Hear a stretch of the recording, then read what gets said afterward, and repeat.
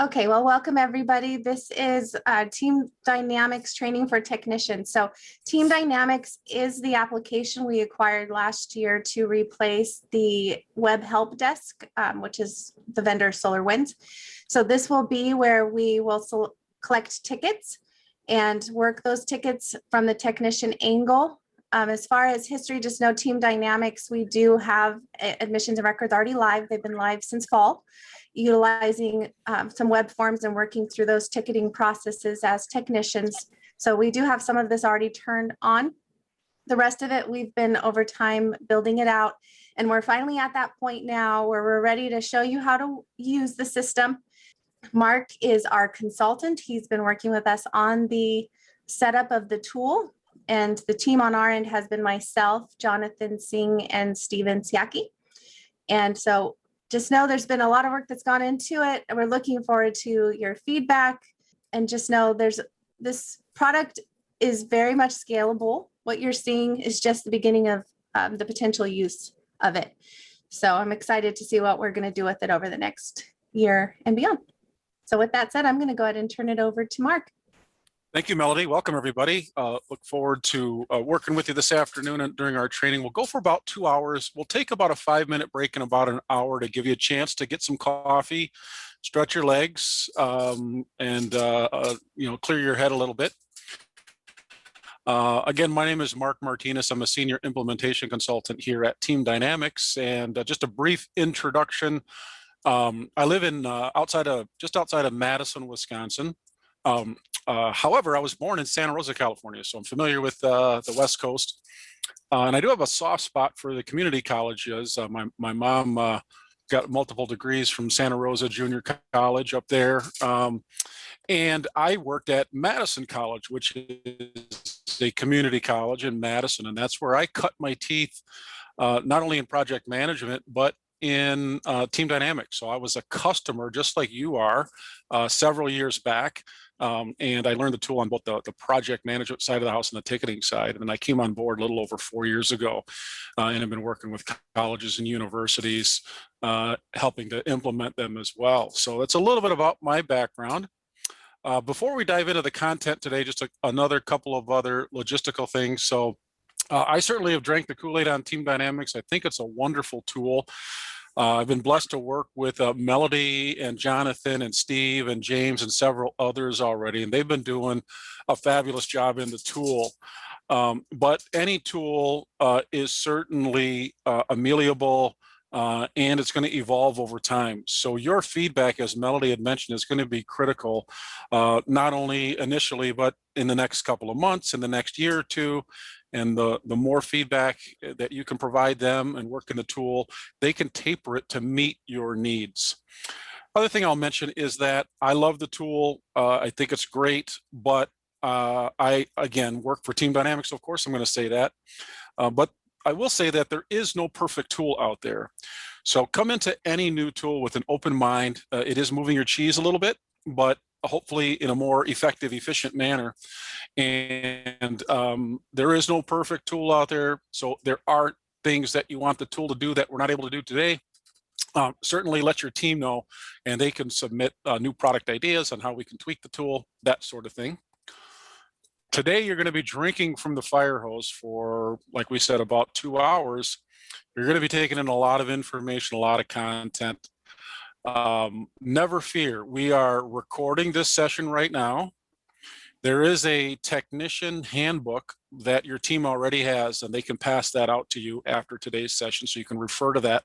All of the topics that we're covering today are in that technician handbook document. And so you have a recording, you have a handbook, and then there is another set of videos and demo videos that cover all the topics as well. So you have both a physical handbook and a demo video and a recording on top of that. And then on top of all of that, you have access to Melody and Jonathan and James and Stephen, who have a wealth of knowledge in the tool already over the last year that they've been in the tool. So you have several different paths to help you out should you get stuck or want more information, so on and so forth. With that said, I'm going to start out just by touching on a couple of the things that are on my screen right now. Then I'm going to hand it over to Melody. She's going to drive in the tool, and I'm going to walk you through how you're going to interact with this tool from a technician, from a ticketing perspective. So Team Dynamics has several interfaces that you as a user have access to. The place that you're going to be spending the majority of your time on a day-to-day basis, so when you come in the morning, eventually, you're most likely going to be working on tickets that come to you through Team Dynamics in the users area, also known as TD Next, and TD for Team Dynamics. Next is just the name of what we call that interface. And your URL for that is imperial.teamdynamics.com/TD Next. That's how you can access Team Dynamics today. So most of you are going to be in here on a day-to-day basis, working on tickets, updating tickets, so on and so forth from a day-to-day basis. And so there's a small subset of you around the college that have access to this part of the tool. And those are people that are working on tickets, right? And that's, you know, several dozen people, right? In addition to this, everybody at Imperial that is a user in Team Dynamics has access to the client portal. So that's hundreds, if not thousands of people have access to the client portal. That's your public-facing web portal that you have access to, that you will go to periodically, but people that are not ticketing technicians, this may be the only part of Team Dynamics they have access to. And we'll show you both of these in just a second here. So the client portal, again, also known as TD Client, is where tickets start from primarily. Now, there are a couple of other ways that tickets get generated. You can manually generate a ticket, and we're going to show you how to do that today. And there's an automated email way as well. But through the client portal, through the service catalog, is where many of those tickets get created or get generated as well. Same URL, imperial.teamdynamics.com/TD Client. There is a third URL that you have access to, and that is a mobile-like application called TD Mobile. So that URL is going to be the same, imperial.teamdynamics.com/TD Mobile. You certainly can use that at any time. It's a bit of a watered down version of TD Next, but it does allow you, if you're walking from building to building or classroom to classroom and you're updating, you know, projector bulb or working on a workstation, you can do things remotely, so on and so forth through TD Mobile. But I'd say 95+% of the time, you're going to be spending your time in TD Next here. And that's where we're going to spend a lot of our time today. But we're going to start out actually in the client portal to show you where your ticket requesters are typically going to start from, so you know how they generate a ticket and how it lands in your queue or in your group's area. So with that said, I'm going to stop sharing. I'm going to hand it over to Melody, and we're going to start out in this thing called TD Client in the client portal and show you several of the available features there and create a ticket through your service catalog. So I'm going to stop sharing.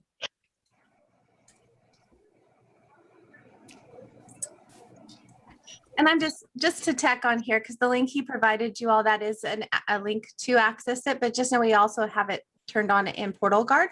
So on your single sign-on page, you should notice a Team Dynamics. If not, let me know. I can have Omar make sure to add that to your particular profiles. But it is the Team Dynamics square here. And when you click on it, you will have an option for the client portal or the TD Next. And so with that in mind, here is the client portal. And Melody, feel free to chime in at any time. Obviously, I can tell you all the bells and whistles in the tool, but there are certainly some process things that are specific to Imperial Valley College that if you want to bring up or talk through, we certainly can. And I'll try to pause periodically for questions too, folks, so you guys can ask questions along the way.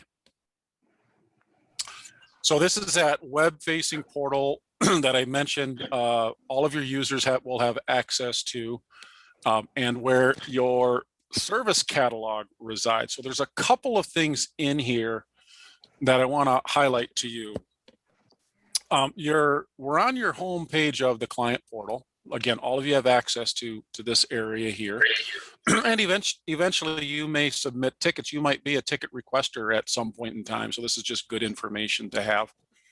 And on here it has some design features that have been provided. And this can always be tweaked and changed a little bit. It's got some contact information and some buttons here on viewing your tickets and academic services, information technology, student services that will take you to some of the services that those areas provide. But from a user perspective, the two most frequently used areas here is going to be your service catalog, which resides in the services application up on this red bar here, and the knowledge base as well. So what's the difference between the two? The knowledge base is hopefully an area of the tool that provides as much self-help as possible. It is going to be an ongoing evolution and a growth area of your organization. Knowledge bases in and of themselves never finish being built out. Why? Because things are constantly being updated, edited, added to, deleted, taken down, put back up, right? And what does a knowledge base do? A knowledge base provides information for your users that hopefully they can do on their own without submitting a ticket or a service request at all. So now for your areas, if you have access to the knowledge base, if there are things that your end users can be doing on their own without calling you, walking into your office, picking up a phone, submitting a ticket, if there are things like, for the easiest example is a password reset. Right? In many organizations, a password reset is something that if you give somebody instructions on how to do, they typically can do it themselves. They don't have to open up a ticket. They can do step 1, step 2, step 3. They reset their password. Nobody needs to be bothered, right? So the knowledge base has categories and articles, and those articles typically come with a dead end. And by dead end in a positive sense, that there are instructions for self-help that the end user can do all by themselves. So as your knowledge base grows, the thought is that you're providing more self-help and users are able to solve their own problems, do their own things. We're finding out through the millennial generation, all of that people really prefer to do their own troubleshooting and self-help if possible, right? They're so used to Googling everything, finding things online, solving their own problems. And if we can provide that through a knowledge base category or article, you're helping your end users help themselves. And on the flip side of that, you're decreasing the amount of tickets that you have to work through. So every organization typically allows people like yourselves to contribute to the knowledge base, and as minimal as a fashion to as advanced as you want to be involved in, right? And so you have the opportunity to submit new articles here if your permissions on your user record are such, meaning you can create new knowledge base articles. They can go through an approval and a publishing process, and they can then be populated in your knowledge base. So you can imagine if I have 5 people that are owners of the knowledge base and they're all contributing their own knowledge to it, the knowledge base is going to grow at 5x. But we have about 15, 20 people on this call. If all 20 of you are contributing, now we're growing our knowledge base by 20x. So this is a part of the tool that your input, your feedback is going to help grow, not only now, but over the life cycle of using the tool.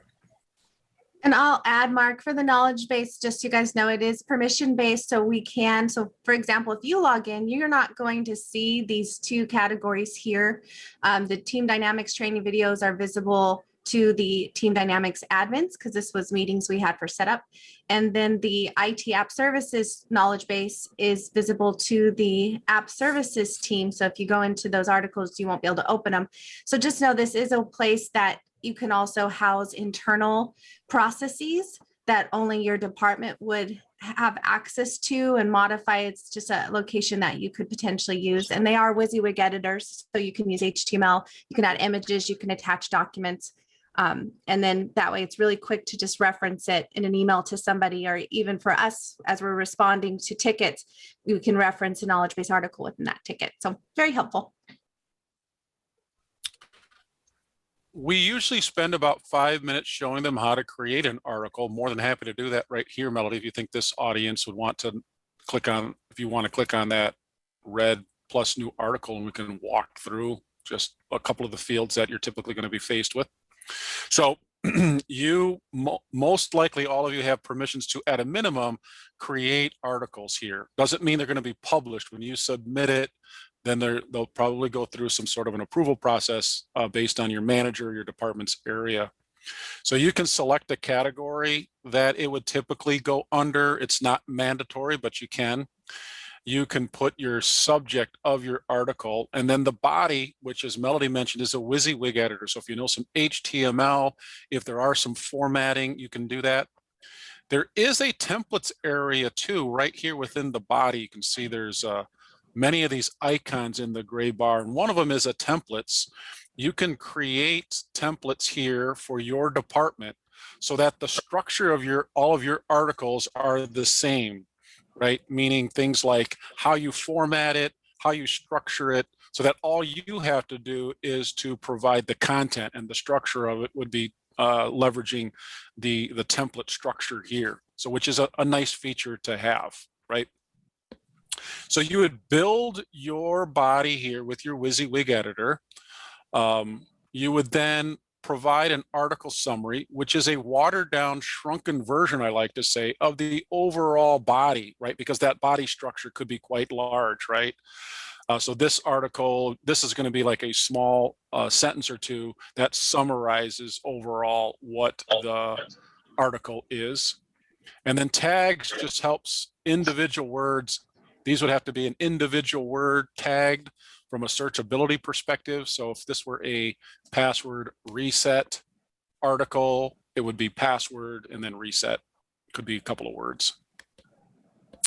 The status, now this will tell you what permissions you have in the tool, and Melody's got a ton of privileges. So you might want to not submit this article because you're still working on it. You're still editing it, so it could be not submitted. It would save here. You could circle back in a day or two and continue to edit it. But when you get your article to being where you think it should be ready to be reviewed for approval, you could submit it. And then if you're like Melody and you have other permissions in the tool, you could potentially approve the article, reject it. If it's an old article, you could archive it. Once an article is reviewed and approved by somebody, then it can be published. And this checkbox here, it's grayed out right now for a couple of reasons, because it hasn't been approved yet. So it requires somebody to approve it, and then they could publish it, which would then make it visible in the knowledge base area. And then usually the person that publishes it, so somebody like Melody, is going to put a next review date on here. And that's usually best practice is about 6 months out to be reviewed, right? Because the last thing you want is for knowledge base articles to get stale or old. And so typically we tell folks 6 months out, review it, make sure it needs to be edited and kept fresh. We all work in technology in some respects, and we know that technology can change quite frequently. So we want to make sure that we're reviewing our articles on a regular basis. And that's where the owner comes in. Now, Melody can run a report for her knowledge base articles and when their next review date is, and she can go back in and edit those articles appropriately. And then the last little checkbox there is notify owner on feedback. So she can get notified if somebody like says, hey, this article's old, or there's missing information, or this was very helpful. And here is where the article is. It's back into the knowledge base. I think Melody published this, and so it's all ready to go. So again, you can be a willing participant to help grow your knowledge base at any level that you want. If you have a lot of expertise in a particular area, you certainly can leverage that expertise and share it on out and allow folks to benefit from your experience and expertise. So any questions on the knowledge base area, how it's used, and how you can help contribute articles?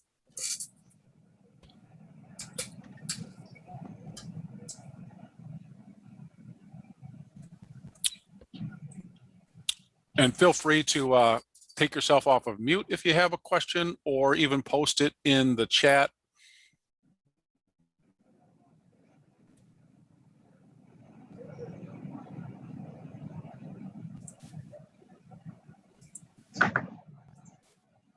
Oh, okay. We will continue on. So again, think about things and how you or your department can help grow the knowledge base area for your area. And then, as Melody mentioned, how you can make it visible or not visible for certain people that you want to see those knowledge base articles. We are going to switch over now to the services catalog, which looks almost identical to the knowledge base. It has categories here, but instead of articles, which end in a dead end, these categories have services, which end in submitting a service request. So the same fundamental structure is here as in the knowledge base, except the end game is a little bit different. Knowledge base, providing self-help, people can solve their own problems. Services, you are typically the problem solver, right? Your area is the problem solver. And this is where your end users are going to come here. They're going to find the correct service. The service catalog typically houses many of the great services that your organization provides to end users. So your end users are going to come to the service catalog either by navigating through the services, service catalog, categories, and services area, or on the home page, finding an easy button, or searching the client portal search button at the top, right next to the left of Melody's name there. So that's probably the most frequent way people are going to find stuff. We talked about the Google generation. They can certainly click through the home page or the services catalog or even the knowledge base, but most likely people are going to search, I need an account reset or password reset. They're going to type it into the search bar, and any service or knowledge base article that is associated with it is going to get pulled up. So that's what Melody did here. Account reset showed up. They read the description on here. Yep, this is what I need.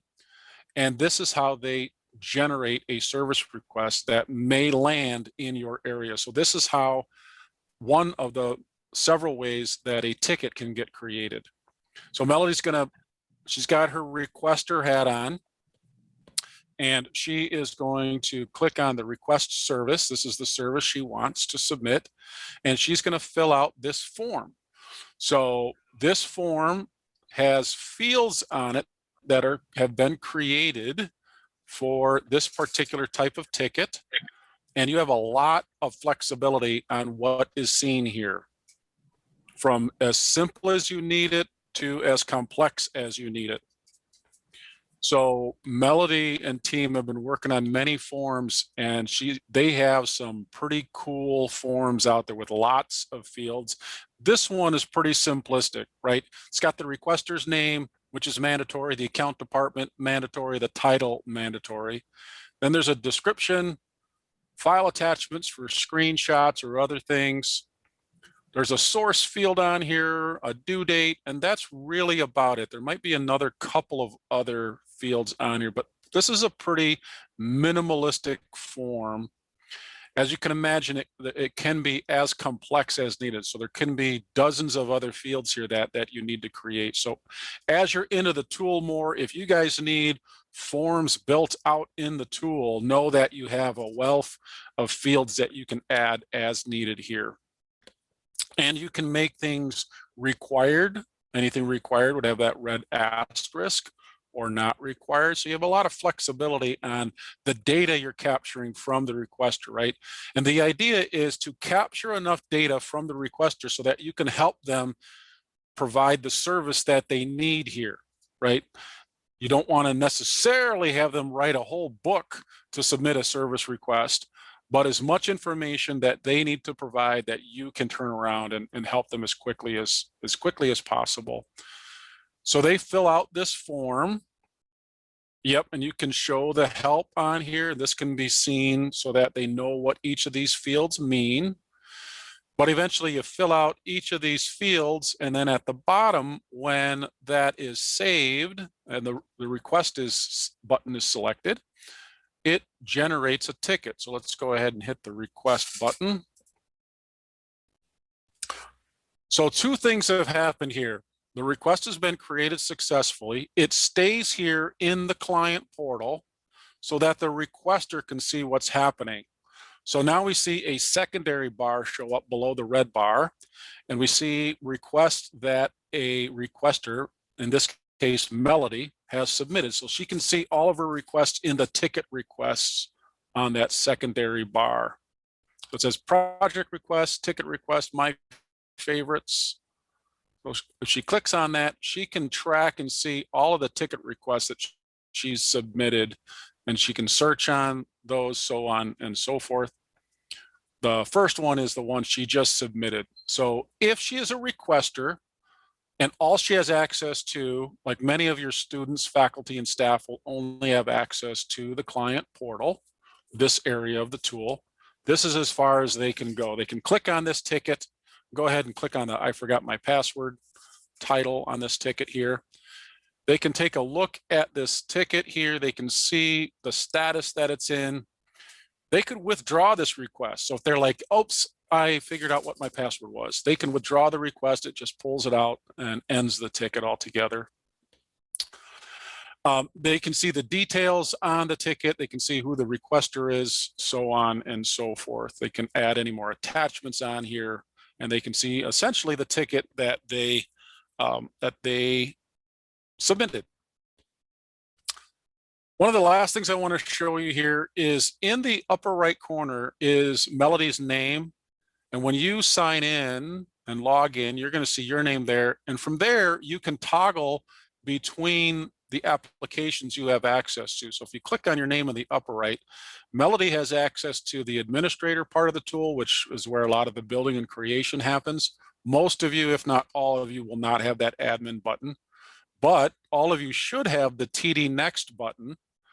And that's how you can toggle between those two interfaces that I talked about. So we're going to leave the client portal for now in just a second, and we're going to go over to TD Next by clicking that button. So go ahead and click on TD Next, and this takes you to that users area, the TD Next, the daily users area that you have access to. I'm going to pause here for just a second, see if we have any questions on that client portal, creating a ticket over there. Any questions on anything we've touched on so far? Mark, this is Martha Bandivas with HR. Hello. Good morning.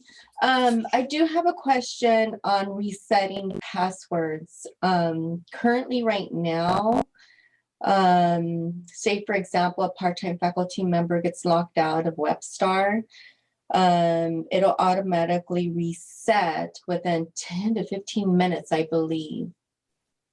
So is this something that we're going to have to do to reset passwords if we forget or something? Is this a new way? Yeah, this is So- this is just replacing in the SolarWinds. There is an account reset request. This is just replacing that request. Okay. So continue to, for the most part, continue to think about this as we're just using a different tool to continue the business practices we already have in place. Okay. Yes, we are taking the opportunity to review some of our processes and change them up. Like I know on the enterprise side, they had a bunch of different options and they've really consolidated it. to where Mhm. they're not going to have as many options to select from. Same for us in application services.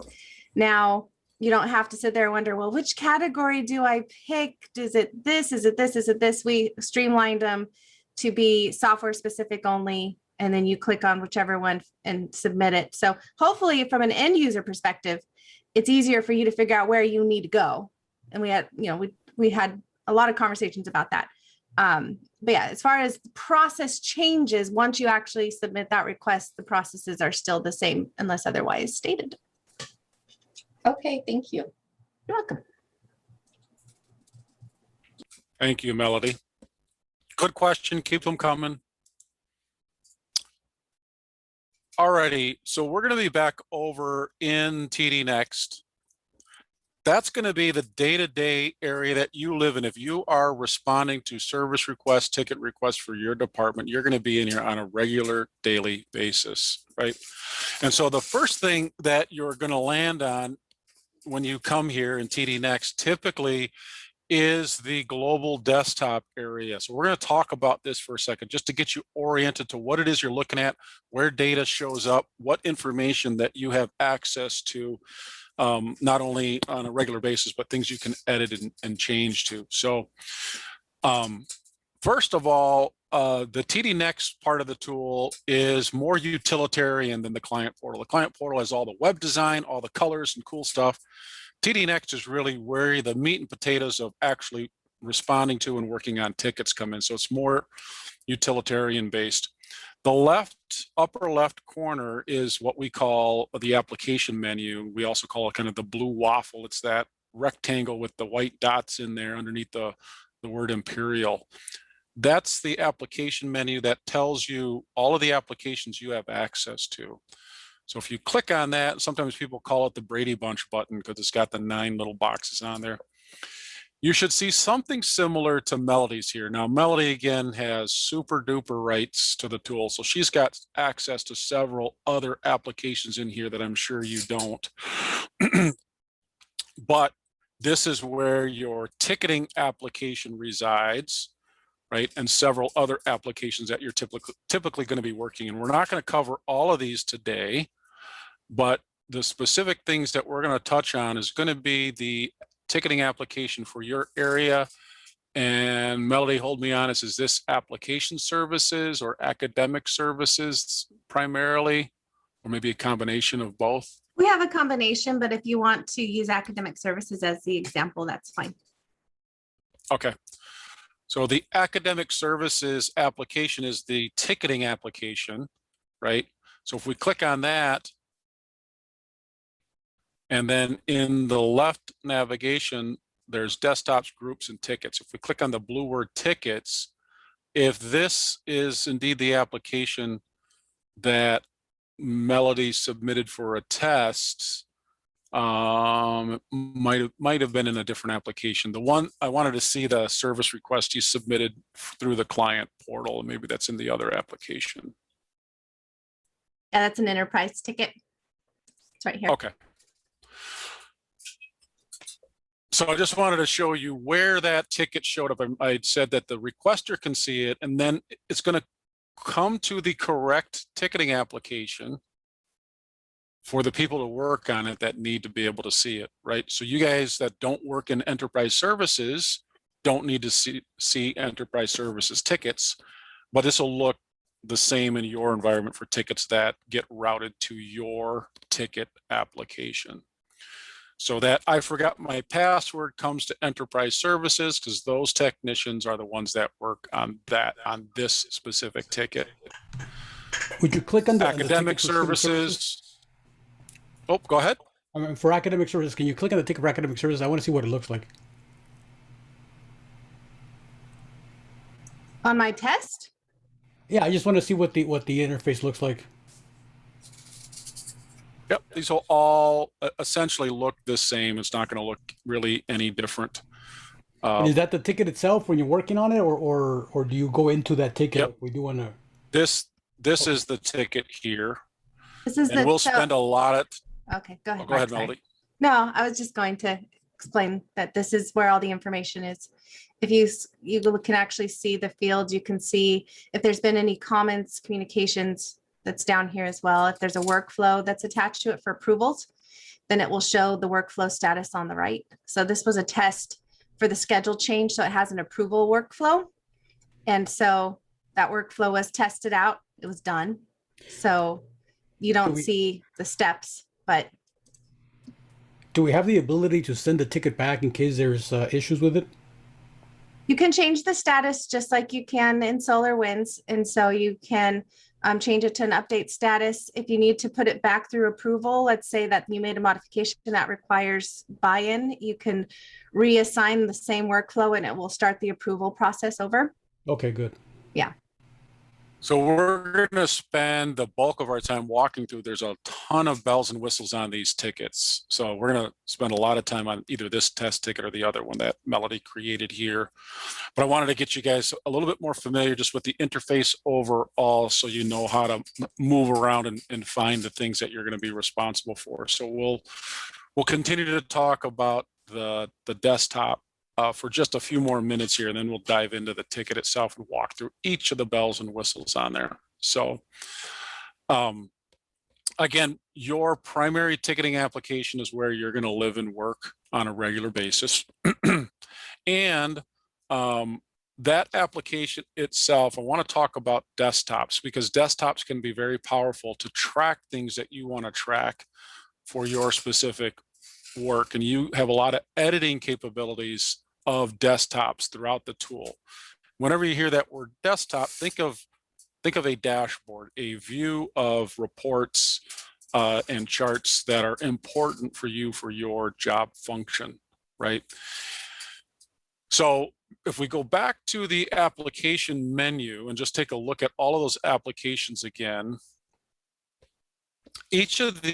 many of these applications have their own little desktop that has access to reports that you can edit and tweak to pull in information and reports that are important for your job and your job function. Today, it's not going to make a lot of sense to you dive into the tool and get in working in it hands-on over the next couple of weeks. But each of those little applications have a desktop to it. So let's take a quick look at that right now from a desktop perspective. Let's go, and you can go into the academic services one would be fine.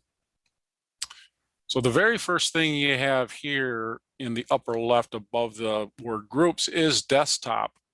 And so each application is going to tell you, you have to set your desktop up for each of the applications. There's going to be a little sentence here. Your academic services desktop has not been configured. Get started configuring it. So if you're following along and you're in an application here and you want to work on your desktop, you certainly can jump in and do it with us. We're going to click on the blue. And let me just edit. add a disclaimer on that, Mark. So just know, I know like human resources and business administrative services, especially, you all don't have an application built yet because in SolarWinds, you didn't have tickets. Business, I know you had one. So, but I see a lot of potential, and I know that Stacy and I have already talked as well in how you can leverage it and work through tickets. And so it's really simple for us to create an application for you as well, so you can also have it. So that's why you're invited to this training. But if you're diving into the tool, the only people I know for sure that are enrolled in an application, the application is built out, ready to go, is academic services. So if they log in, they'll see this tab, but everyone else, although you may have technician licenses, you're not yet assigned to an application specifically. Facilities usage will involve most of you. As Miriam, I know you're aware. So facilities usage will be one of those that, Gabriel, Martha, Miriam, you all will be able to see that tab, see those tickets, but it will be a separate tab so that you can jump between facilities tickets and academic services tickets. Since it's all about users and access, facilities usage involves several departments, and so it's its own application. Okay, Mark, there you go. Disclaimer over. So maybe, yes, thank you. So maybe instead of this desktop, we want to show them the global desktop instead, because that's going to be more ubiquitous to everybody.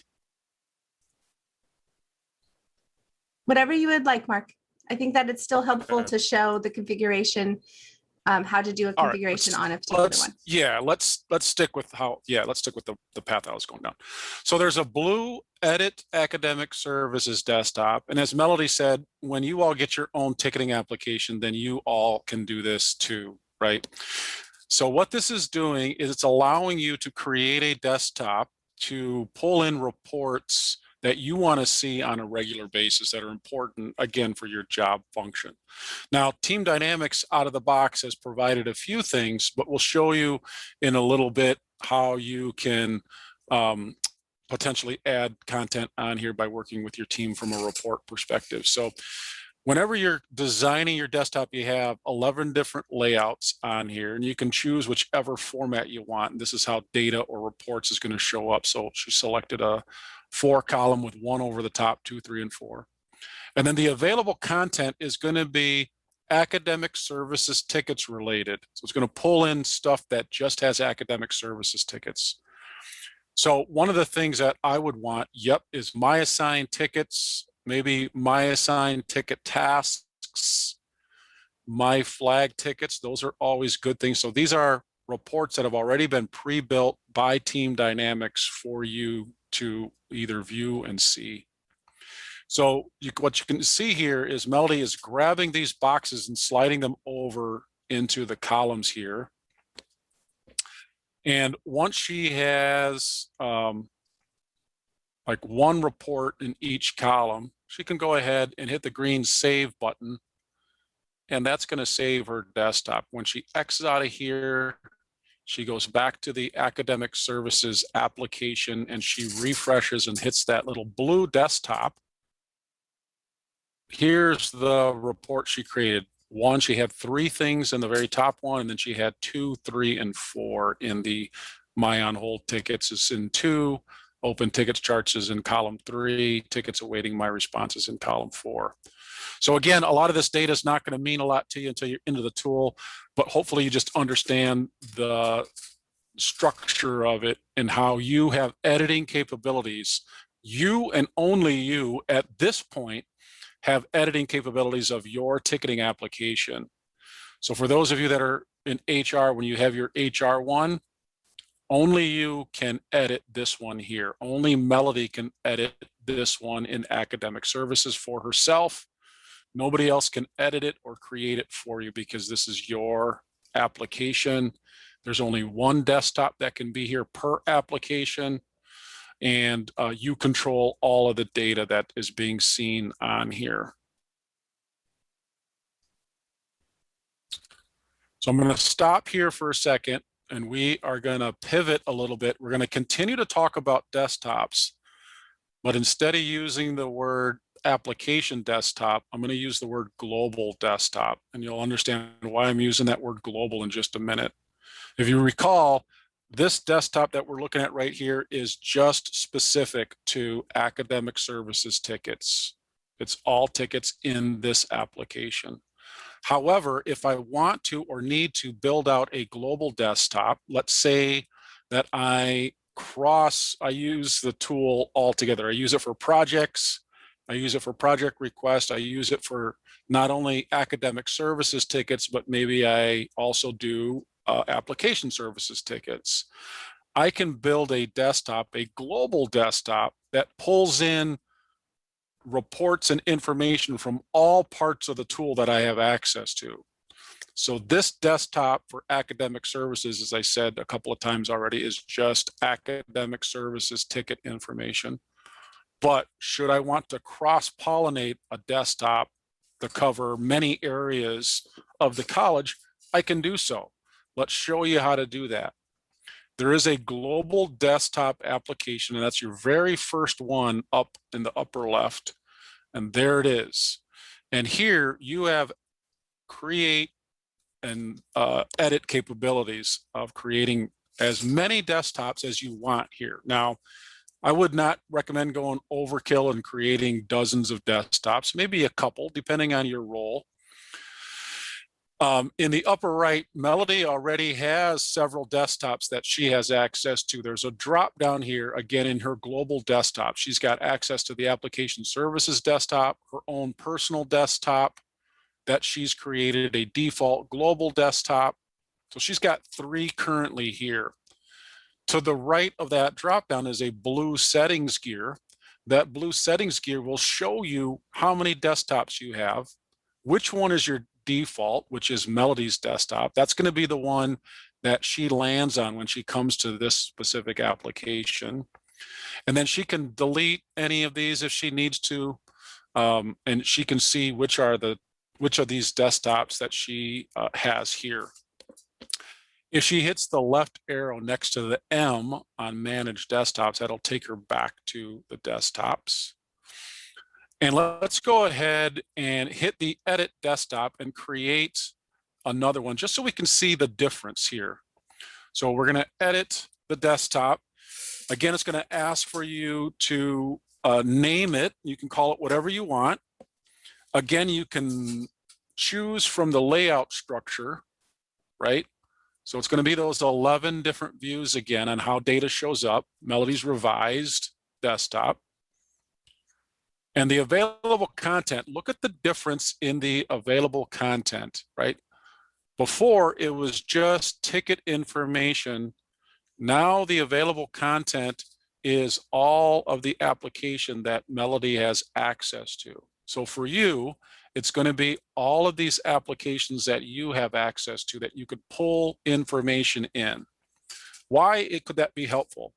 As I mentioned before, some of you work on projects, and eventually we're going to build out the tool to help with projects. Some of you work on tickets. Some of you work on resource management. So there are parts of the tool that you can build out in one dashboard that will show you what are the active projects I'm working on. What are some project requests that are coming in that I want to keep my eye on? What are the tickets that I want to watch for my area? What are the tickets that I want to watch for other people? Maybe there's specific things that I've flagged that I want to keep my eye on. So the global desktop provides that visibility from around the tool, the data and the reports that are important for you that kind of cross-pollinate the entire tool. So that's really the difference between the global desktop that can pull tickets, projects, request information in for you to see in one pane of view, and what we saw a few minutes ago, your specific ticketing application desktop, which only has your ticket information. So I'm going to pause there and see if you had any questions on that. I know it can be a little bit confusing because we keep using that word desktop, but any questions on the difference between a global desktop that you can create and have multiple ones, or the individual ticket application desktop that you can create?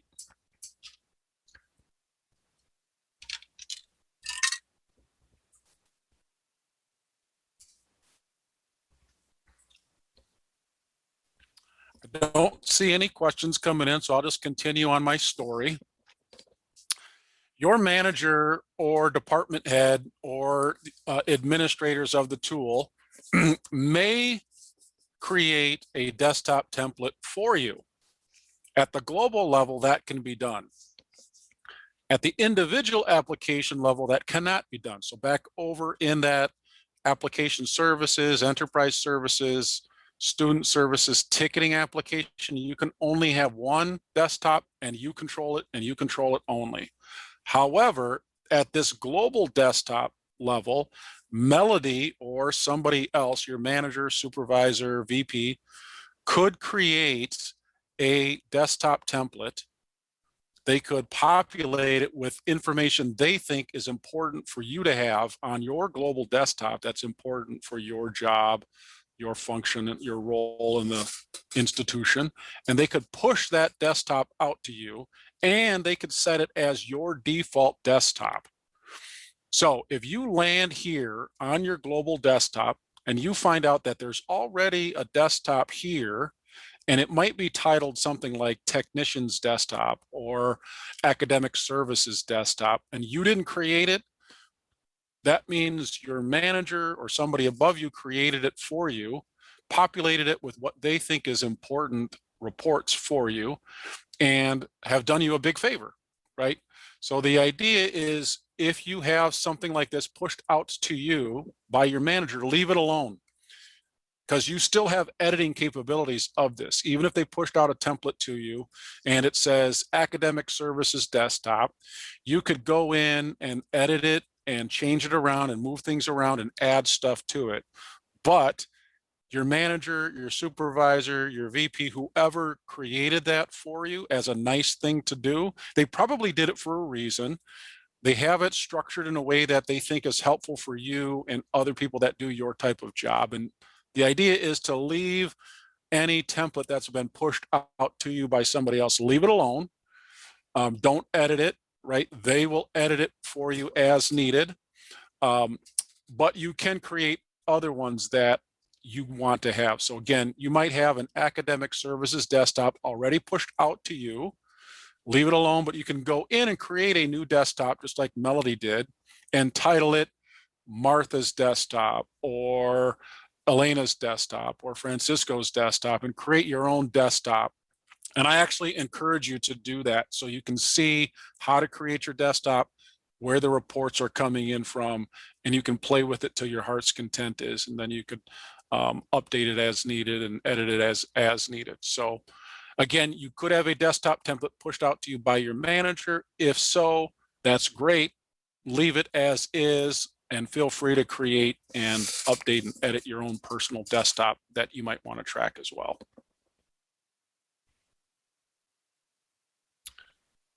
Any questions about desktops? I know that's quite a bit that we covered there. We are now going to go back into one of these ticketing applications, whichever one you wanted to, Melody, either the test one that you did the other day or the one you just created right now. And we're going to take a look at this is one of our ticketing applications, right? This one happens to be the academic services ticketing application. And this is where we're going to start in the left navigation. And we already saw the desktop button, what that does. Again, that's going to be our academic services ticketing application desktop. Right below that are going to be is the groups button. The groups button is just going to show you any groups that have been created for this application. And there are different groups that you might be a part of, and they do different things in your application. They might be responsible for certain types of tickets. And if you click on any of these, it'll show you the members of those groups typically. Right now, I'm a member of all of them because of testing. So that no one gets emails yet. So the groups are all built, but they're all going to me right now. All righty. So that's the tickets. The next thing we're going to want to show you here is how to manually create a ticket. We saw how one was created from the service catalog, and it's the test one that we see here when we click on tickets. But when you're in your application, if somebody walks into your office, calls you on the phone, you need to manually create a ticket. You can do that in a couple of ways here. There's the plus incident form. If we click on the blue plus incident form, that can allow you to choose from several different forms that have been created here in the dropdown. We have a problem form. We'll talk about what each of these mean. Typically, it's going to be one of these service request forms. So let's just go ahead and grab a service request form or one of them. Then you can, if you're talking on the phone with somebody or they walk into the office, obviously you know what their name is, or you ask them what their name is, and you get the requester's name. Make sure to have the proper department. Anything with a red asterisk is mandatory, of course. And then you fill out the form. Another pause, just another pause and let everyone know that we do have it tied to our Active Directory. So you don't need to populate the department. The departments will automatically populate based on the Active Directory. I have a question, Melody. For facility requests for agencies outside of IBC, is there a fillable portion for this? I might have missed it. I'm sorry. Yes. So for the facilities request, and Mark, maybe that's something we can circle to whenever we're done with this piece, but that particular one, we can make forms public facing. So just like our student forms, some of them the conversation was, do we want people to authenticate in order to submit a request? If we do not, if we want just anybody to be able to submit it, then we can make that possible by form. So the facilities form, given that we do have outside vendors that complete it, it is public facing. Anyone can fill it out and submit a request without having to log into the system. Okay, thank you. You're welcome.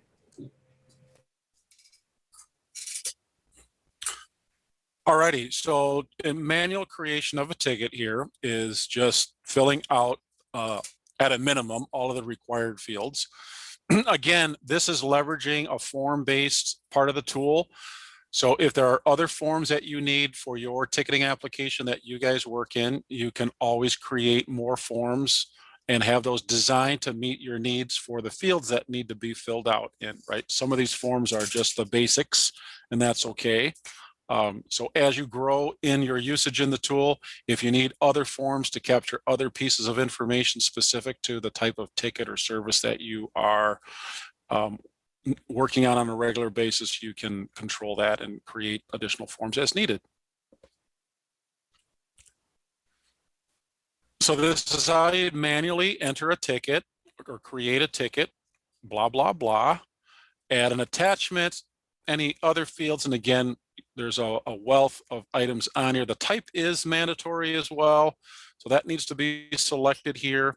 I think that's the last mandatory field on this particular form. Right below that, yeah. You would save it, and this is going to create a ticket for you.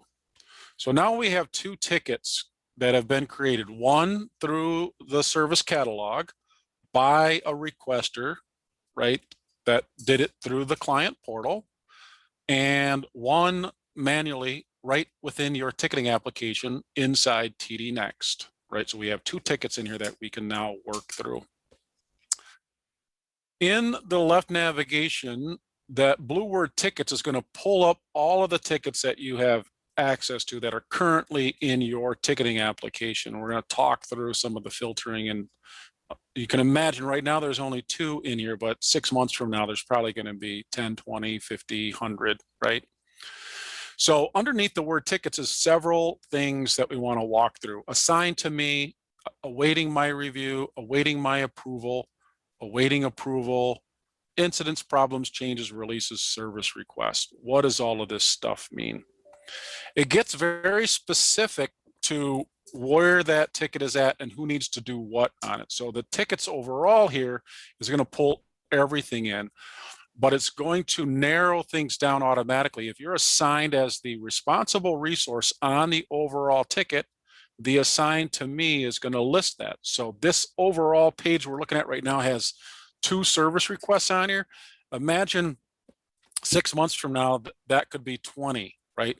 But if Melody clicked on the assigned to me, that might only have 1 or 2 that are assigned specifically to you. And those 18 other tickets could be assigned to somebody else. So now you're just filtering at things that are assigned to you. Awaiting my review. If you're ever the reviewer on a ticket, which not a lot of people are, but if you need to review a ticket, it would show you that here. If you're an approver on an approval step in a ticket, it would show that here. Awaiting overall approval, so that's anybody who's approving a step or a ticket, would show here. So these are all subsets of the overall list that we have. Then below that are incidents, problems, changes, releases, and service requests. So let's talk about that for a second, and then we're going to take our 5-minute break that I promised. So I'm sure most of you are familiar with the Information Technology Infrastructure Library, otherwise known as ITIL, I-T-I-L. It's a worldwide organization based out of the United Kingdom, and they just talk about worldwide standards and recommendations for service management, right? And so they define ticketing classifications as service requests, incidents, problems, changes, and releases. And they do it in such a manner that it's really a hierarchical structure. So at the bottom, if we picture a triangle, at the bottom of that triangle are going to be service requests, which is going to be for your tickets, probably 80 to 90% of all of your tickets are going to be service requests. The other 10% is going to be probably incidents, and then maybe every once in a while you have problems, changes, and releases. But service requests are what we're primarily talking about, and or incidents, and that's that bottom level of the triangle. It's going to be the majority of stuff you're working on a day-to-day basis. The hierarchical structure that ITIL talks about is that usually starts at that incident level.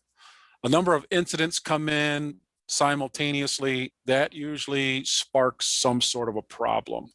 So a service request or an incident can be a child of a problem ticket, right? So I could open up one problem ticket and house many incidents or service requests underneath it if there's the best case scenario, or the best use case would be like an outage of some sort. All of a sudden the help desk gets 50 calls that some service is out and people can't access something. There's an outage somewhere.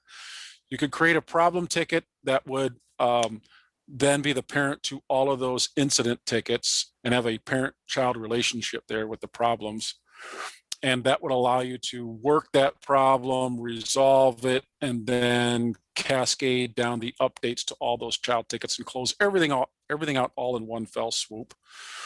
When you identify a problem, now as we go up our triangle from our hierarchy, we're going up the triangle from service requests and incidents up a level to problems. Once we identify a problem, chances are we might have to create a change to ultimately permanently resolve that problem. So now the change is the parent to the problem ticket.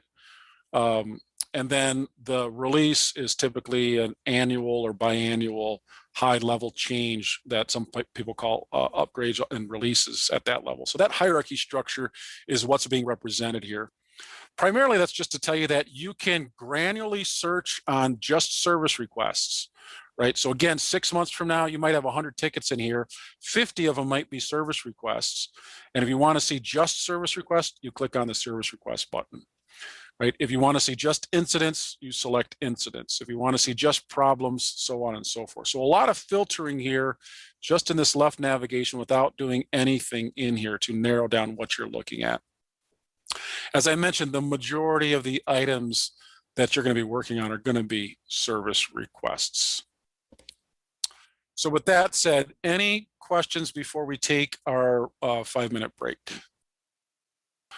Couple other quick filtering items here that I want to show you before we actually dive into the ticket and all the things you can do on it is there are, and again, it's hard to see right now, there's only 2 items on here, but imagine there's going to be 30, 40, 50, 100 plus. You can group by, there's a drop down under service requests. You can group your tickets by certain things, by accounts department, by requester. So you can filter things in here that will help. You can also filter overall many, many more filtering capabilities in the green funnel in the upper right. Yep. And you can see several things on it. You can filter by the requester's name. And this would be helpful. If somebody walks into your department and is like, hey, can you check on a ticket of mine? You can search on their name. And if you have hundreds of tickets, you can filter the ones that are there for them. Type of ticket, by the form, by responsibility, group responsibility, all of these things that you're going to get familiar with the more you're in a ticket. So there is dozens upon dozens of ways to slice and dice the data to filter down to the level that you want. And sometimes you filter things in a way that you want to look at regularly. And if and when you do that, make sure to hit the green apply button at the top. And then also make sure after you do that to hit the green save button.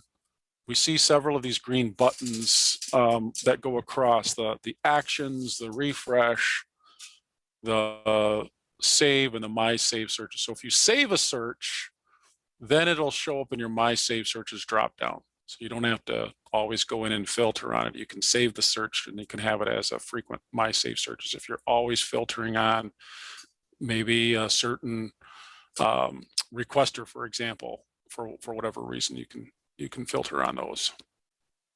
All right, let's dive into the things you can do on a ticket. So Melody, you can feel free to go into either one of these test tickets, and maybe the one that had the workflow would be a good one to take a look at. But this is the body of a ticket that if you are responsible for the overall ticket itself and or a task on the ticket, this is what the ticket's going to look like for you. The green actions button is the primary place where you can work on things. And that green actions button, if you saw with Melody, there were quite a few things from a drop-down perspective. We're going to walk through most of these in here in just a second. But before we get into that, we're going to go across the top and look at some of these items on the blue tabs up here, right? So the tasks and activities is a place that you can track individual tasks of things that you might want to track on this ticket. That's not used all that often. Most of the stuff you need to do on the ticket is going to be on the ticket, but this is just a place where if you want to add some manual tasks, you could do that there. The people blue tab is going to show you the people that are related to this particular ticket, any additional resources that are working on it, and then you can also add other contacts on here that would allow you to communicate to these people as part of this ticket. The time and expense part of the tool would allow you to add time towards this ticket if you have time types in your organization. And that's something that if you want to track time, you guys have to create time types, and then where it says time, there is a click to add time types, and then you could add, I worked on this ticket for 5 minutes or an hour, whatever that might be. Most organizations out of the gate, time tracking is not a huge part of the tool, but over time you might want to track time on the tickets that you're working on specifically. One of the other buttons that you could work on are the My Alerts area. And what My Alerts is it would allow you to add triggers that would alert you on things. And why this could be handy for you is sometimes tickets are pretty big and multiple people are working on them simultaneously. So you can add alerts that would send you a notification when these triggers are met, right? So if you happen to have a ticket that has a workflow or other tasks part of it, you can get alerted when all the tasks are complete, because maybe some other people are working on those tasks, yet you're the one that's responsible to close the ticket out altogether. So Melody in this case would get an email alert, and after me and Jonathan and James did our tasks on the ticket, Melody would get an email saying all the tasks are done. And so that would trigger her to know that she could close the ticket out. So that's the My Alerts tab. Assets and CIs are assets that could be affiliated with the ticket. You guys aren't leveraging the asset management part of the tool quite yet, so over time you might leverage that, but out of the gate most likely not. And then the red by simply shows you who has looked at this ticket recently. Let's go back to the general tab, and that's where all of these great actions are going to allow us to interact with this ticket. The first and primary thing that you're going to be doing is updating tickets, either at the end when you resolve it or periodically as you're working on the ticket. So the update button here is going to allow you to do the update on the ticket. And again, it might be in the middle of it, it might be at the end. But here you can put the % complete on how far you are on it. You can change the status, which I recommend doing if you start working on a ticket, right? It's going to come in initially with the status of new. And when you get it and start working on it, I would probably recommend changing it to in process, right? Because if you recall, the requester is going to be able to track this ticket in the client portal, and they're going to see that, you know, if it's changed to in process or not. You can comment on a ticket, right, and tell folks what you're working on. And then you can notify people of your comments of this update. And that's this notify button. And there's a little blue group button to the left of the red X, and that's going to pull in everybody that's affiliated with this ticket. So it's going to be the requester, the people that are working on it. And so you can email notify people about this update. So in this particular instance, Gabrielle would get an email that would say you have an update on a ticket, and it would show this comment, got a call, waiting for workflow to complete, and be able to keep track of where this ticket is at along the journey to completion. You can notify other people at Imperial. That's that second box that are not affiliated with the ticket. So maybe a manager or supervisor. And then other email addresses below that, that is for people that are outside of your user base. So outside of Team Dynamics, that Imperial users in Team Dynamics. So that could be a third-party vendor, or another, and you have to manually enter in that field there, like mark.martinez@teamdynamics.com or Mary Jones at Microsoft.com. You could then add an attachment to help support this, whether it's a screenshot with a file attachment that you could add. And then here we are talking about our knowledge base again. So every once in a while, you're working on a ticket, and maybe this is a closure of this ticket. And in the closure notes, you have a lot of specific details about what it is that you did for the requester, right? You might want to turn that into a KB article, and you could do that, right? You could create a new article right here based on the content of this ticket. That's another way to help populate and grow your knowledge base. That's by creating a new article. Or as part of your closure notes, if you know there's already a knowledge base article out there existing, you could link that existing article to this closure note. And in your comments, you could say something like, hello, Mr. Requester, we've resolved this for you. We did X, Y, and Z. Oh, by the way, you can do this on your own in the future if you so desire. I've included the knowledge base article information and the steps that you could do to reset your password all by yourself in the future, and attach the existing knowledge base article in here and save it and send it out to the requester. So you could use the knowledge base area to help you communicate out to your requesters about things you've done and how they can then take the next step and do it themselves in the future. I want to circle back up and talk about this red box that says one or more requesters, contacts, or other people have been selected, and the comments are marked as private. What does that mean? That's that blue box that says make comments private, only visible to academic services users, right? That means the academic services ticketing application inside TD Next. There are times when you want communications about something you're working on to stay inside your ticketing application and not necessarily be shared with the requester, right? So yeah, this is the opposite. So Melody is making a comment in here. She deselected that box. What does that mean? That means that this comment is now going to be able to be seen in the client portal. So Gabrielle, as the requester, is going to see an email with this, and she's also going to be able to see it in the client portal. So let's show you what that looks like. Let's go ahead and hit the green save button. And now if Melody goes out to the client portal, and remember, the client portal is where most of your requesters, this is the only access to Team Dynamics that they have. So if they go to, if she goes to the services and looks at ticket requests, or no, the secondary bar, that, yeah.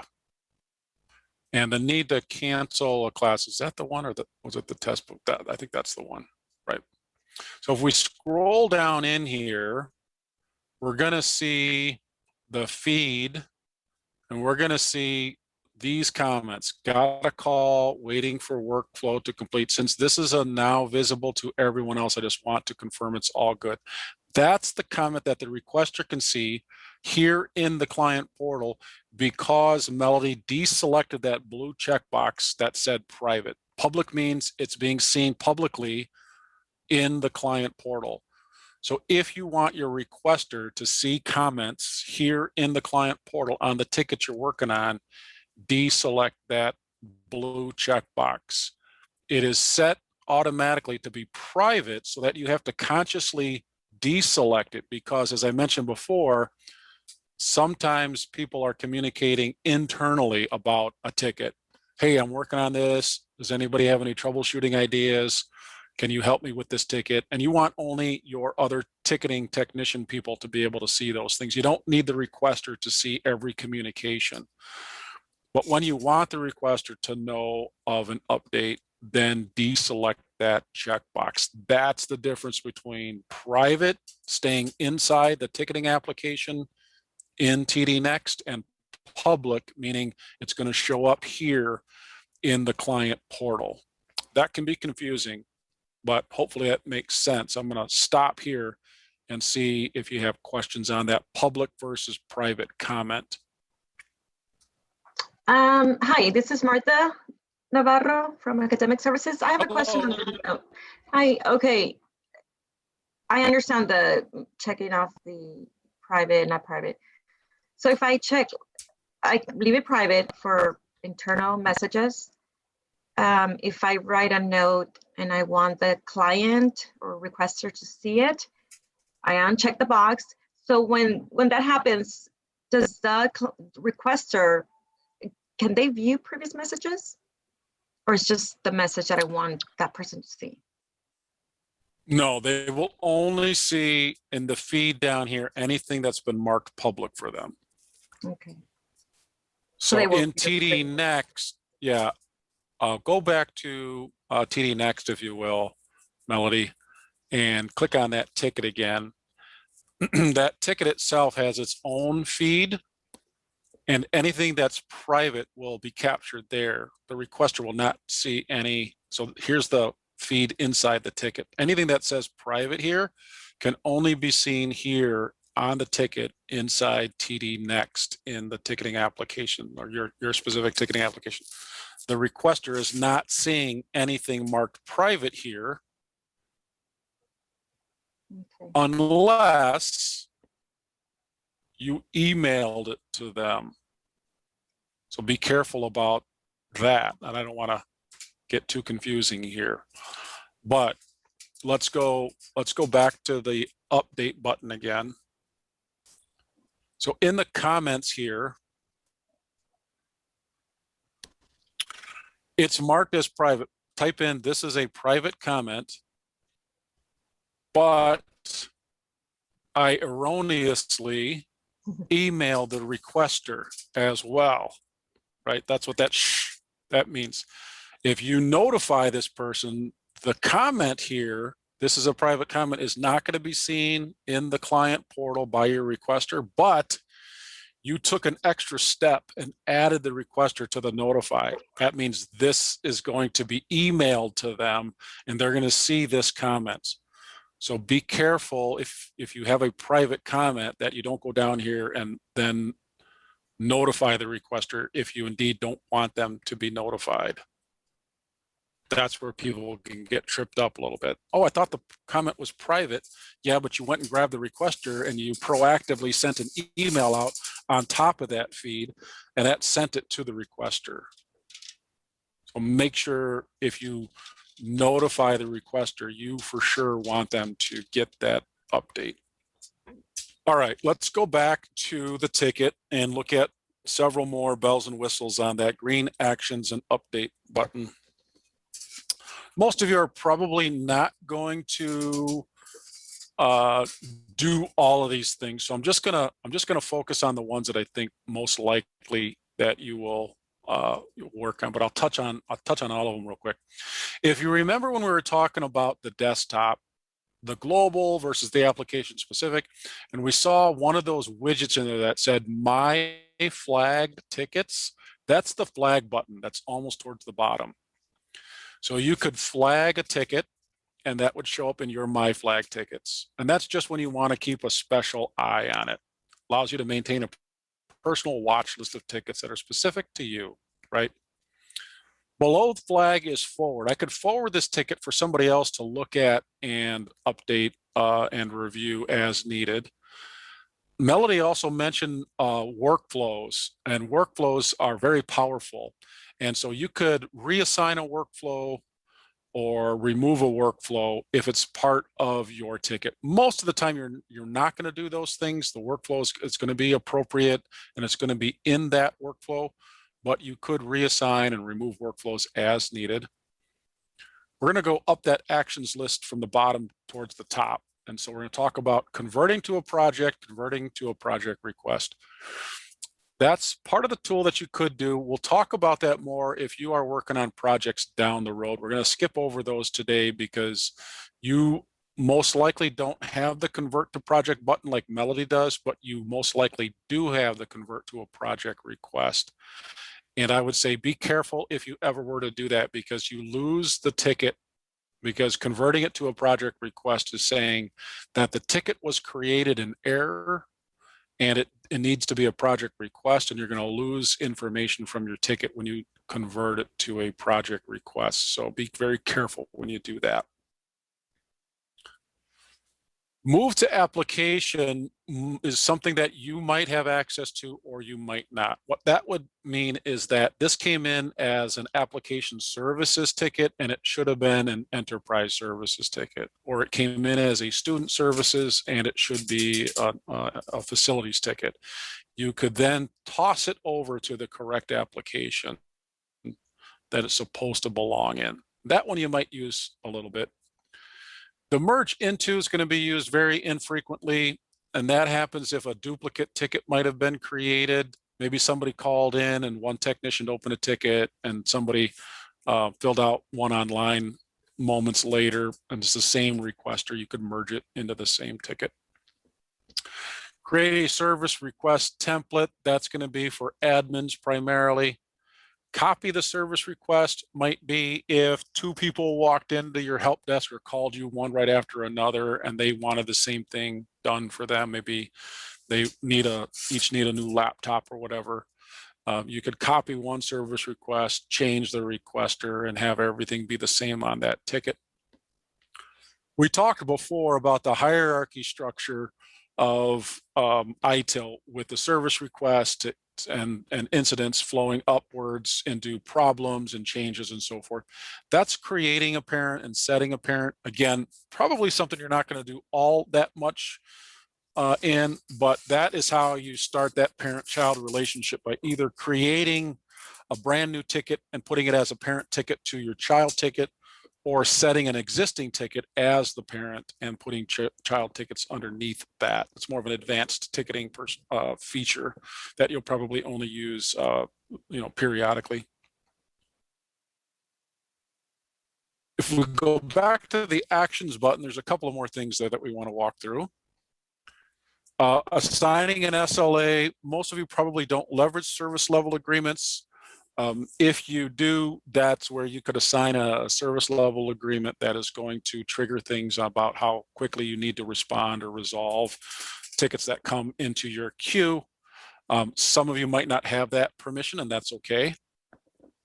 Above that, assign service requests. So that is, if you have that capability, you can assign this ticket to somebody else who has access to your ticketing application, right? So if you know somebody can work on it, you can assign it to them. Couple of more items on the actions button is reassign the service request and unassign. So that came after Melody hit the assign it. So you could unassign it. That's if you're working on a ticket and you're assigned to work on it, and yet you can't finish it. You can take yourself off as responsible for it, or you could reassign it to somebody else. And then we saw the update button, which we've seen a couple of times already. So a lot of bells and whistles and things that you can do on this, including workflows that are possible. So we want to take a look at the workflow that's part of this particular ticket. So the workflow is going to show us several things here. The current activity that's part of the workflow is below the overall workflow. So the current workflow is the scheduled change request. You can see the history of it. If you click on history, it'll show you the steps that are part of this workflow in kind of a grid chart. And it'll show you what's been done so far and what step it's currently on and any steps that it may have skipped over. So these are all of the potential steps that this particular workflow could go through. Quite extensive, right? The other button, the view progress would show you the actual workflow itself. And that's going to show you quite a few things in here that have been designed for this scheduled change request workflow, which this is a relatively advanced workflow. So quite a few things are happening here, multiple steps, so on and so forth. So I would, if you work with a couple of workflows on a regular basis, I would spend a little bit of time just looking at the view progress just to see what's happening and where you might be involved in it, right? So it's good to familiarize yourself with any workflows that are out there that you guys are using on a regular basis. And basic workflow 101 on this one is it's looking at the department chair based on that selection. So the form, it said, please select the department chair. So when that condition is met, which I selected business and ag, it said, okay, that means it needs approval from the chair of business and ag. So it went to that person for approval via email, or they could log in. And then once that approval is captured, it's going to go to the appropriate dean based on the chair assignment. And so this would go to the Dean of Economic Workforce Development, which I'll show you when we push it. After the dean approves, then it's waiting for VP of Academic Services approval. And then it goes to schedule availability approval. So this is where Gabriel would confirm there is availability and that he can work on it. Then he gets the task to actually work on it. Once he marks that task complete, then it will close the workflow and show that it was approved and done.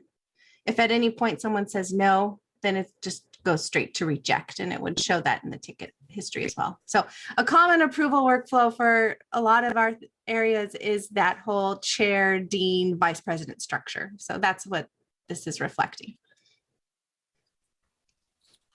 And that's why this workflow, which is awesome, might look more complex than it actually is, because it's just looking for one initial condition to meet, and it's looking through about 15 different steps. And then from there, once it's met, it goes down a more simplistic path, just FYI.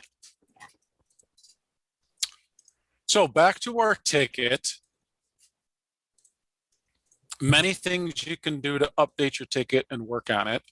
Many of those steps that are part of those workflows, you might not have much to do with it, but you can track the current activities. And every once in a while, as part of your department, you might need to help push a workflow along or a step along based on your permissions, right? It might get stuck at a dean who may not be, responding as quickly as he can. And so some of you might have approval rights to override some things or reject things and push or help to push things along.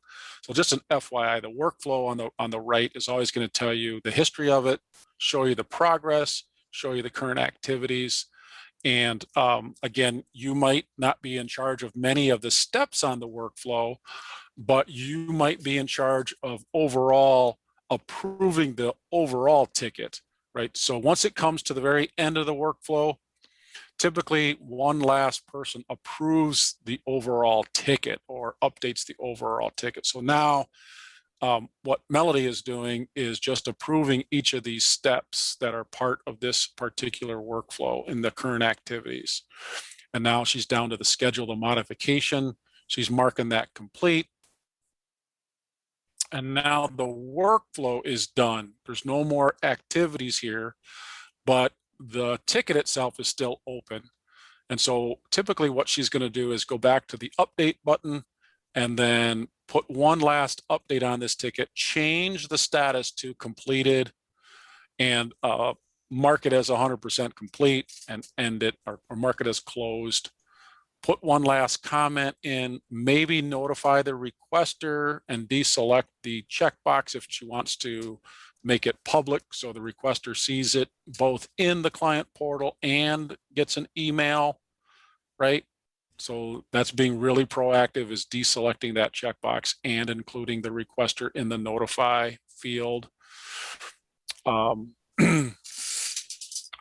So that is how you interact with a ticket, close it out, mark it to resolved or closed, and the ticket is done. Any questions on ticket interactions? There's quite a few there. Just know that there's that technician handbook that will walk you through all of those actions that we talked about, right? And there's also this recording, the other demo videos that are part of this training too. Well, there's a lot of information. If you're like, boy, that's a lot, how am I gonna remember all of this? There's a handbook that will walk you through each of these as well. Any questions on ticketing interactions, how you find a ticket, how you work it, how you close it out? So much like other parts of the tool that you can help contribute and grow, if you see the need for other ticketing workflows that would help on other types of tickets that you typically work on, you guys can evolve and grow in that area too. Ticket workflows don't have to be as extensive as the one we saw. I've seen, 4 or 5 step ticketing workflows. I've seen over 100 step workflows and anything in between. So feel free to say, hey, boy, we'd always do the same 4 or 5 steps. Can we create a workflow for this instance? All righty, I want to talk a little bit towards one of the last topics that we want to talk about, unless Melody, you wanted to show them something here on this workflow. Just to show you how complex we can get. So this is the facilities request form. So as everyone involved in that knows, it's pretty complicated. So this workflow goes through all those different steps for approvals, notifications to maintenance, student affairs. And if they need AV, it automatically creates an AV ticket for enterprise to follow up on using an API. So there's a lot we can do to leverage the workflows in order to notify the appropriate people at the appropriate time to get the work done. So this is our most advanced one so far. This one was fun. So taking a little bit of a step back and going, okay, what do I do in the tool? How do I get to my work? There is a number of ways to do the same thing in the tool. So we try to make it quick and easy for you to access stuff you need to work on. So if we get back into TD Next, one of the ways is to do exactly what Melody's doing here. Go into TD Next, go into your ticketing application, click on the tickets and look at these tickets and see, am I assigned to anything on here? What is it that I'm supposed to work on? So this is one area here, right? If I come in here at 8 in the morning on my every day, I can see tickets that are open and where they're at, number one. Number two, I could use one of my desktops, whether it's my ticketing desktop or my global desktop. If I've populated tickets I'm assigned to, I can see those on my desktop as well, right? Whether it's, again, the ticketing specific desktop or the global desktop, that could be a good place to see your work too. Where else can you see my work? In this thing called My Work. How easy is that? So for our last part of our tour today, let's go back to the application menu and let's go to the coffee cup that says My Work on here. And let's walk through the chronology of these items here. So this is powerful for sure when you're working on tickets, but for those of you down the road who work both on tickets and projects, this will become even more powerful because this part of the tool, the My Work, is going to pull in anything that you are listed as responsible for. And it's going to dump it into the My Assignments in the left navigation. So as soon as your name gets put on something, it's going to come into the My Assignments. So Melly doesn't have anything in here, and that's okay. But if she did, it would show items in here that she has to work on. So let's go back over into one of those ticketing applications and grab that test ticket. Just throw your name on it, Melody, so we can see it. And she can pull the ticket up and she can assign it to herself, or she can go into the ticket and hit the edit button. And here is what that item will look like. So my assignments, think of these as 3 buckets at your desk. The my assignments I think of visually as a ginormous bucket to the left of me, filled with assignments that I'm supposed to work on, that I'm responsible for, that I may or may not have started working on it yet. So I come in Monday morning and my assignments bucket might have 10, 20, 30 things that I'm responsible for. And those things, what are they? They could be a ticket task, a project task, a project issue, right? So in this pane of view here, I could see a ticket item, and below that a project task, and below that a project issue, and below that a ticket task, so on and so forth. And those could be the things that are in my assignments. The idea is that I'm going to reach into that large bucket of my assignments, and today I can only do so much. And I'm going to try to concentrate on the items that I can work on, my assignments I can work on, by dragging them into the my work bucket right below that. So we see my assignments, my work, and my accomplishments. So my assignments, big bucket, all the stuff that has my name on it. The my work, you can see, if you saw what Melody just did there, she hit that green plus my work bucket, and it moved it to this is the thing or things I'm working on today. So today I'm going to do number 1. And in here, if she dragged 5 or 10 items on here, she could then prioritize and sort this. There's a drag and drop feature, and there's a move to the top. So if I have 10 things in here, I'm going to focus on number 1. And then when I get that done, I'm going to go to number 2, so on and so forth. And right in here, I can update these items. Eventually, I could add time to it. I can comment on it. I can work my items right from here. This would be jumping right into this ticket and working on it. Or if this were a project task, it'd be jumping right into a project task and working on it.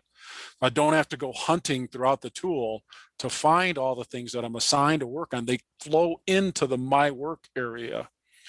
So I often like calling the my work application here as the frosting to a cake we just built. We just built a cake. We showed you all the ticketing. We showed you the service catalog, the knowledge base, TD Next, TD Client, all of the stuff where data is gathered. That's the cake we just built and baked. And now this is the frosting on top of that cake, the good part of it, where I can see my work in one pane of view here, and I can work on it right in here and update things. So the my work bucket then becomes my daily work for today. And when I finish that item out, it goes to the other bucket called my accomplishments, right? And that's the things that I have finished out today or this week. And I can see these items. And so Melody's got 3 things in here that she's completed.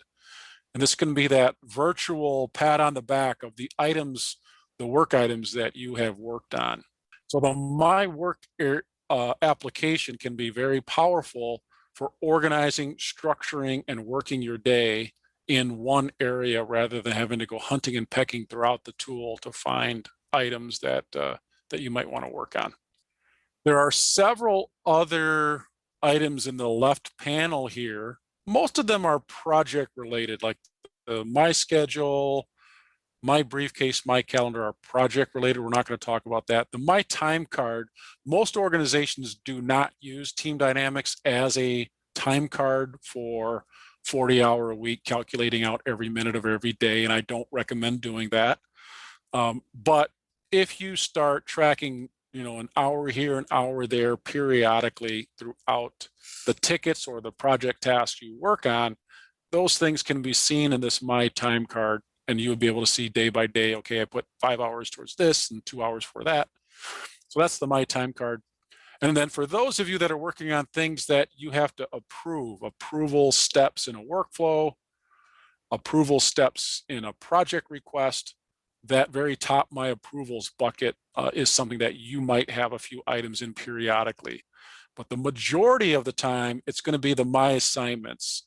6 months from now, when you're assigned to work on 10 tickets and 5 projects, you might have 15 to 20 items in your My Assignments. And then you can control the workflow of your day every day when you come in and sort and order your work on a regular basis. Any questions on the My Work area of the tool, how it's used, how you might want to use it? And notice now that we've assigned, like I assigned myself that one ticket. So now it's here in my assignments. So I can see it in my pane here on the desktop I configured.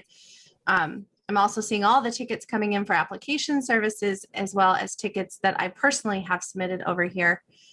So I recommend with the desktop, it's just a matter of playing with it and seeing which ones, like after using this for a while, I might realize, you know what, I never really used this tickets needing resolution. So I'm going to go ahead and just get rid of that one and just make it work what's best for you. Maybe you like seeing it across the screen versus columns like this. So you have that option.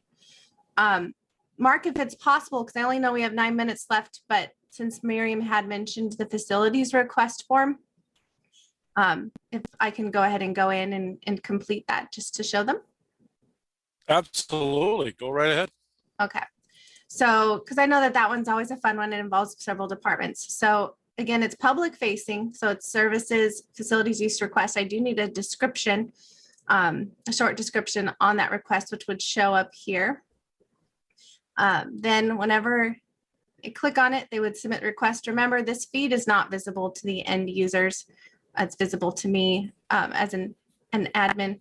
So when they click on the request form, this is just using the mock form that was created. It's repeating that over here. So I will tell you, as we built this out, we were like, hey, you know what, they probably could get rid of this question or ask this differently. But again, we were just working on getting what's currently existing over. So always room for improvement. So we copied the text over. It will by default pull in the department if you are logged into the tool. And so are you an IVC employee? Based on that answer, it asks another question. Based on that answer, it asks more questions. And so you just fill that out again, just like the existing form. Please select your area administrator for approval. And then the application procedures. Do you agree to it? Yes or no? Have you read this? Yes or no? All the links, just like the other form. Note on parking permit. And then this is where they just start filling out all of the information, whether profit, nonprofit, and a lot of these are conditional based, just like the existing form. So based on how you answer, will generate more or less questions. Then they have to just populate the rest of it with the email address. And then the phone number. And then mobile phone was a mandatory field on the other form. So it's still mandatory here as well. Best time to contact. Do you want to use a computer lab? Do you need to use a computer lab? Yes or no? If so, choose location, pulling that information in. Do you know what locations you already want to use? If you click yes, it will provide the list. If you put no, it won't. And then type of facilities that you need. Something large for several people. Will on-site audio visual be needed? Yes or no? So if I put yes, it will ask these questions based on the current form. And then additional information on audio visual, purpose or nature of use. Capacity limits, is it over 80? Because we know that notifies an additional person. Expected attendance, open to the public. Will there be food and beverages? Will there be admission charge? If you put yes, it does ask for the information. Same with this next one and the next one. Certificate of liability has to be attached. So for testing purposes, I usually just grab an image or something, but then date and time information, will it take place on a holiday or weekend? So very long form, a lot of conditions. It has not changed. What days of the week, time it begins, time it ends, what time should the location be opened, what time should it be secured, will maintenance setup be needed, when does it need to be completed by, details, date and time information. And then we get to the, I am authorized, blah, blah, blah, the agreement. I understand this legal representation, my authorization of this request. And then we can go ahead and submit it. I believe I hit all the fields. So once it's submitted, then it would just go into TD Next, like we saw with the examples Mark gave us. And so today is the 25th. So we see this one, it's right here. The workflow again on this one is really complex. So that's why we didn't pick on it as, you know, the training example, because it's pretty intimidating. But just know we've had all sorts of fun testing this out and involved all sorts of people. So it does go through the steps, just like the previous form, except for what's nice about this is there's steps that can occur simultaneously. So it's no longer have to wait for this, have to wait for this. We can move on these faster. So I had selected HR, so that's the administrator approval. And then since it's over 80, it needs campus safety manager approval. And they're all, you know, everyone would be getting emails, but again, right now it's all going to me, John, or Steve for now, just so that while we're testing, people weren't getting notified. Calendar approval, so that's the group for calendar approval, Gabriel, Martha, or whoever's handling those currently. Student affairs approval. Then we have the maintenance setup task. This is going to get converted into a web service, so it goes into their own ticketing system. But for now, they can still complete this task. They have access to the application. They mark it complete. Schedule unlock or give key card access. Schedule safety personnel and generate charge. And then we have the calendar approval. So I have a collector waiting out on this particular one. Oh, there we go. The AV. But once it goes through all of those steps, notifies all those different people, and everyone marks that they did their part, then it will show the workflow is complete. And you can see attachments, and you can see all the answers to the questions here. So for the schedule change, when you noticed it wasn't that detailed, that's because in the current ticketing system, it's not. It's just a title and description box. But ideally, you'd probably add to the form like CRN number, if applicable, or whatever additional fields you think would help you be able to work the ticket without asking too many questions of the person that submitted it. So that's all here if you want to ever review any of it. And then you can also see all the steps down here as far as the workflow. It shows who approved what and when. So if you're ever wanting to see like, man, where is it stuck or why didn't they approve it? Then you can find that step down here and it will give you information on when that occurred. Hopefully that helps for the facilities usage ticket specifically. Just know again, that was our biggest beast so far. And there's already been a conversation, of course, of onboarding. Currently that process has been on paper. But ideally we'd work with HR and work that process out too, so that as people are hired, it would notify all the appropriate departments doing whatever they need to do to get that person onboarded versus having the end user send several tickets to several areas, as we have currently all experienced the pain of.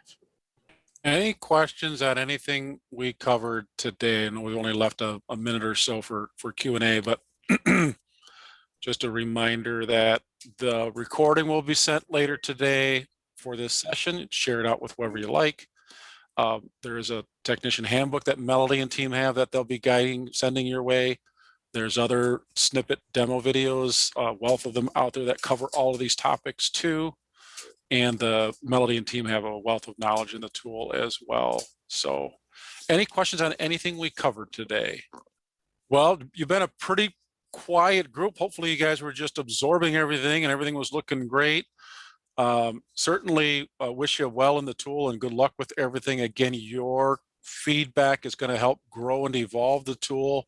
And you guys are experts in your area. So as things need to be tweaked to meet your needs, it's going to just make the tool that much better for you overall. So work with your managers and administrators in the tool and just continue to grow in it over time. And I hope, and I know it'll be very useful for you.